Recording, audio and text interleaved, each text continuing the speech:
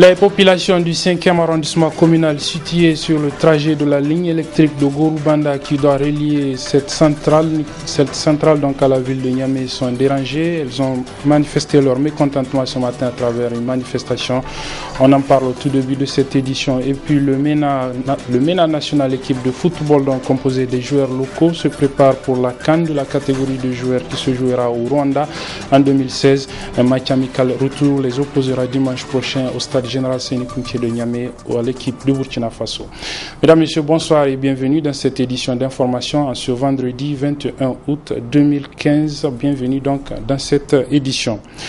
Les travaux de construction de la ligne électrique devant relier la centrale électrique de Gorubanda de 1000 MW en construction à la ville de Niamey ont provoqué ce matin le mécontentement des populations du 5e arrondissement communal de la ville de Niamey touchées par ces travaux. Une situation que les autorités de la ville ont tout de même promis d'arranger dans les plus brefs délais. Le point sur cette situation avec nos reporters Soumaïla Abdoulaye et Assoumana China.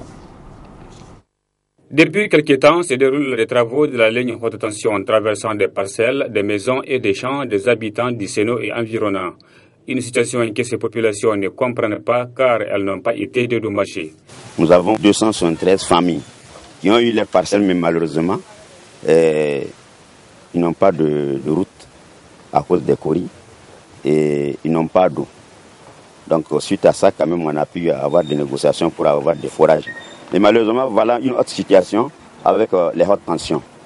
Donc tous les 281 familles qui devront être installées là-bas auront encore des problèmes pour se placer.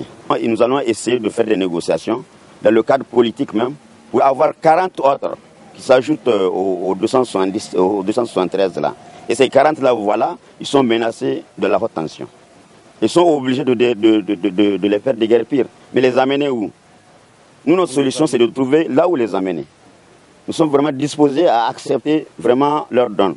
Mais nous pouvons rester depuis 2012 jusqu'à aujourd'hui. Les gens n'ont même pas eu des attestations à plus raison des parcelles. Vous voyez là où nous serons, comment nous vivons. Envie de trouver une issue heureuse, les autorités du 5e arrondissement ont initié cette rencontre avec les concernés. Un terrain d'entente a été trouvé. Quand il y a des grands travaux de l'État, on est obligé de toucher des gens qui habitent sur les lieux afin qu'on puisse faire ces travaux. Vous savez, la haute tension, ce n'est pas une ligne où les gens peuvent habiter au-dessous de la ligne. Donc, obligatoirement, ils doivent partir. Mais on est en train de faire des discussions avec eux pour qu'on puisse voir dans quelle mesure on va les mettre dans leurs droits. Le processus est déjà engagé. Il y a les enquêteurs qui ont déjà fait les travaux. Ils ont commencé à délimiter les lieux. Les endroits qui ont été délimités, les Chinois ont déjà commencé les travaux.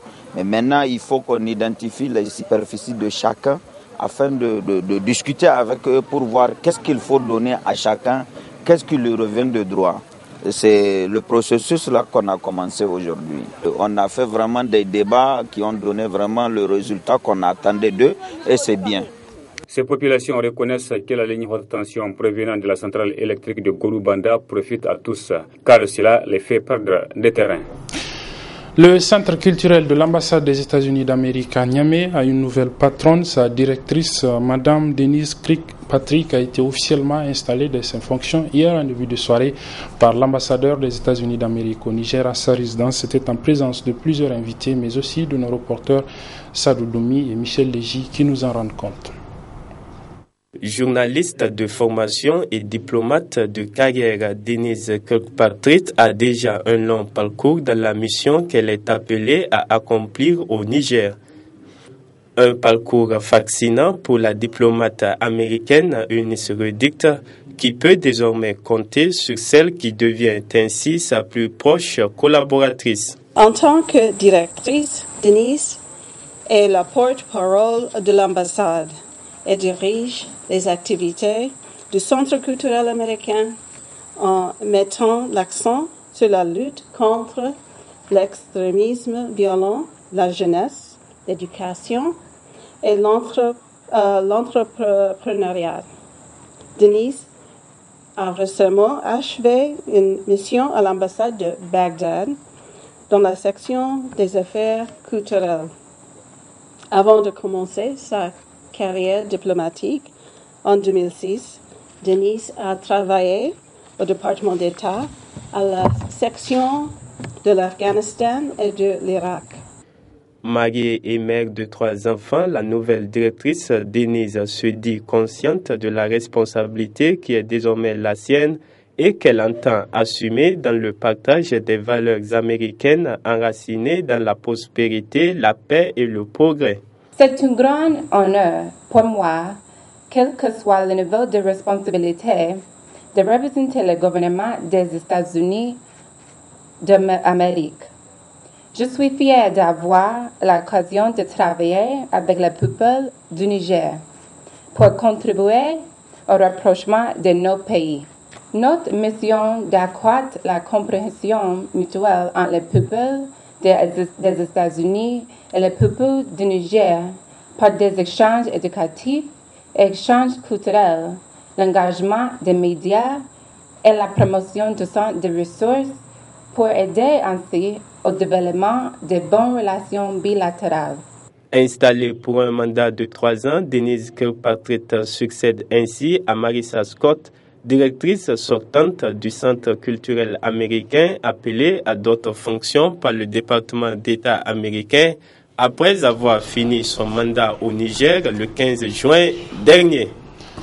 L'équipe nationale de football, le MENA, composée des joueurs qui jouent dans le pays, donc les joueurs locaux, accueille dimanche prochain au stade général Séni Kountché de Niamey les étalons du Burkina Faso de la même catégorie, c'est-à-dire les joueurs locaux au niveau du Burkina. Une rencontre qui s'inscrit dans le cadre des préparatifs des éliminatoires de la Coupe d'Afrique des Nations de la catégorie donc de ce joueur qui se tiendra au Rwanda en 2016. Cet après-midi, notre équipe de reporters sportifs était allée voir comment ce match amical se prépare. Je propose de suivre leur compte rendu. Il s'agit de Nasser Seydou et Ibrahim Abdou Tikere.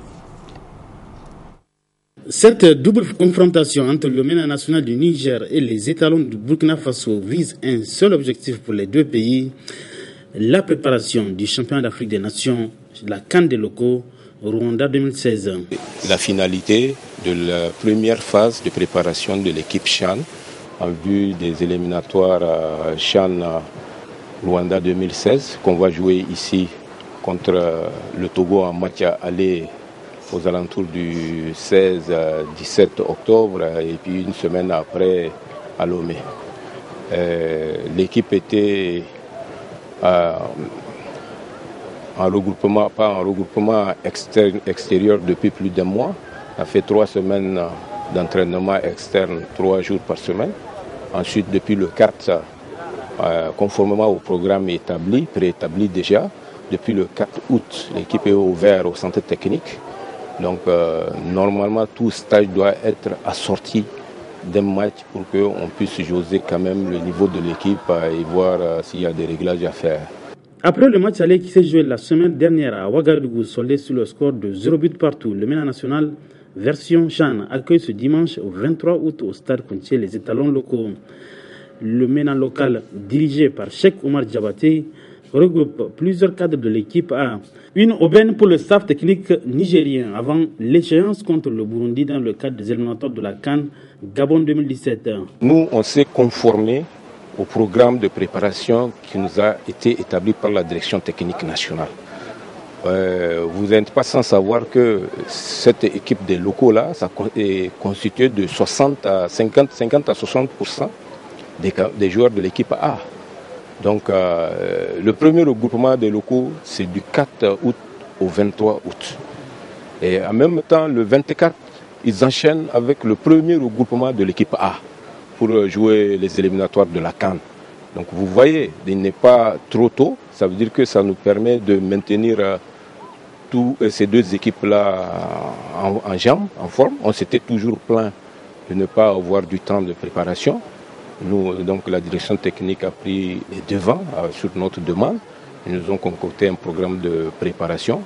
Et c'est une préparation continue jusqu'après le match retour des éliminatoires du CHAN, la double confrontation avec le Togo. Niger, Burkina Faso en amical, c'est pour ce dimanche 23 août 2015 au Stade Kounché. La rencontre sera dirigée par un trio arbitral malien.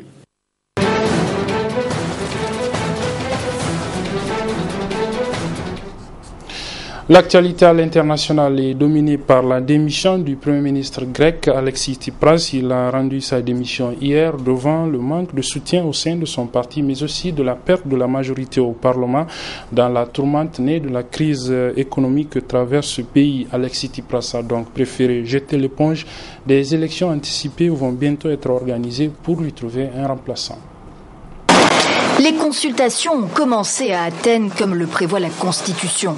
Et c'est la droite, dans l'opposition, que le président a chargé de former un gouvernement. Son chef a 3 jours pour y parvenir avant de passer la main aux 2 autres partis les plus importants. Nous allons voir si nous trouvons une solution politique au sein de ce Parlement. Mission quasi impossible dans la tourmente issue des tractations sur le sauvetage de la Grèce. C'est bien d'ailleurs parce qu'il a perdu sa majorité parlementaire et faute de soutien suffisant au sein de son propre parti qu'Alexis Tsipras a remis la démission de son gouvernement hier, comme il l'avait annoncé quelques heures plus tôt. Objectif, des élections anticipées le 20 septembre. C'est vous qui déciderez par votre vote si l'accord que nous avons obtenu sera suffisant pour sortir de l'impasse, pour permettre à l'économie de rebondir, sortir des plans de sauvetage et de l'austérité. Habile Tsipras, fier, assure-t-il, du combat mené avec les créanciers, il table à présent sur un renouvellement de confiance des Grecs, son parti est toujours le plus populaire, qui valide au passage l'austérité pourtant largement rejetée par référendum le 5 juillet dernier. Tsipras cherche à consolider sa position. S'il l'emporte, il sera conforté. Mais je crois que des scrutins trop fréquents auront des effets négatifs pour notre pays. Quant aux frondeurs de Syriza, ils n'ont pas baissé la garde. Ils existent désormais au Parlement sous leur bannière propre, Union populaire. À leur tête, un ancien ministre, Panayotis Lafathanis, a voté contre les conditions du renflouement de la Grèce. Il milite pour l'annulation du plan de sauvetage et de l'essentiel de la dette. De la politique encore avec cette fois-ci la France avec l'exclusion du parti qu'il a créé, Jean-Marie Le Pen. Il a été exclu par le directoire du parti dirigé par sa propre fille, Marine Le Pen. Le père parle d'un assassinat perpétré par sa propre fille. Exclu de son parti, le Front National, mais pas encore vaincu. À peine connue la décision du bureau exécutif, Jean-Marie Le Pen annonce qu'il va déposer un recours en justice. Il se dit victime d'un guet-apens. C'est moi qui suis le Front National. Je suis chez moi au Front National. Alors, je suis l'objet d'une expulsion théorique dont je vais demander, bien sûr, compte à la justice qui, je pense, une fois de plus, condamnera Marine Le Pen et la direction du Front National. Hier après-midi, à l'issue d'une audition de 3 heures, le fondateur du FN avait tenté de jouer l'apaisement. Mais au-delà de ces dérapages réitérés sur les chambres à gaz notamment, la direction lui reproche surtout de contester la ligne politique du parti et la stratégie de dédiabolisation de Marine Le Pen. Son exclusion était inévitable. Je crois que le bureau exécutif a pris en réalité la seule décision qui était logique, qui s'imposait après des mois de provocations, de dérapages, même d'insultes contre certains dirigeants du Front National, y compris Marine Le Pen, de souhait de défaite. Voilà, il fallait cette clarification. Jean-Marie Le Pen, lui, s'accroche. Dernièrement, il a réussi à faire annuler par la justice la suspension prononcée contre lui et la suppression de son titre de président d'honneur. Il espère avoir gain de cause une nouvelle fois. Quoi qu'il arrive, il promet de s'inviter à l'université d'été du Front National, début septembre à Marseille, assisté si nécessaire d'un huissier. C'est la fin de cette édition, mesdames, messieurs. Merci de l'avoir suivi. Merci aux équipes techniques et rédactionnelles qui m'ont aidé à vous la présenter. Les programmes se poursuivent sur la télévision La Bari. Au revoir.